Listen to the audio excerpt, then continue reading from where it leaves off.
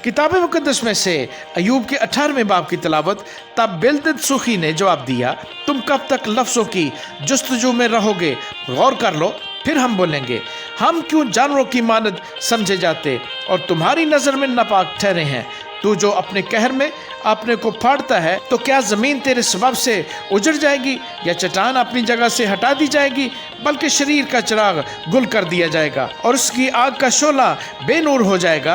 रोशनी उसके डेरे में तारीकी हो जाएगी और जो चिराग उसके ऊपर है बुझा दिया जाएगा। उसकी कुव्वत के कदम छोटे किए जाएंगे और उसी की मसलहत उसे नीचे गिराएगी, क्योंकि वो अपने ही पाँव से जाल में फंसता है और फंदों पर चलता है। दाम उसकी एड़ी को पकड़ लेगा और जाल उसको फंसा लेगा। कमंद उसके लिए जमीन में छिपा दी गई है और फंदा उसके लिए रास्ते में रखा गया है। दहशतनाक चीजें हर तरफ से उसे डराएंगी और उसके दर पे होकर उससे भगाएंगी। उसका जोर भूख का मारा होगा और आफत उसके शामिल हाल रहेगी। वो उसके जिस्म के अज़ा को खा जाएगी, बल्कि मौत का पहलौठा उसके अज़ा को चट कर जाएगा। वो अपने डेरे से जिस पर उसका भरोसा है उखाड़ दिया जाएगा और दहशत के बादशाह के पास पहुंचाया जाएगा।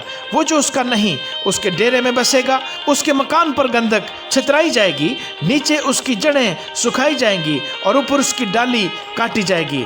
उसकी यादगार ज़मीन पर से मिट जाएगी और कूचों में उसका नाम न होगा। वो रोशनी से अंधेरे में हंका दिया जाएगा और दुनिया से खदेड़ दिया जाएगा। उसके लोगों में उसका ना कोई बेटा होगा न पोता, और जहाँ वो टिका हुआ था वहाँ कोई उसका बाकी न रहेगा।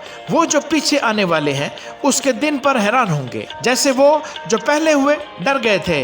नारास्तों के मस्कन यकीनन ऐसे ही हैं, और जो खुदा को नहीं पहचानता उसकी जगह ऐसी ही है। आमीन।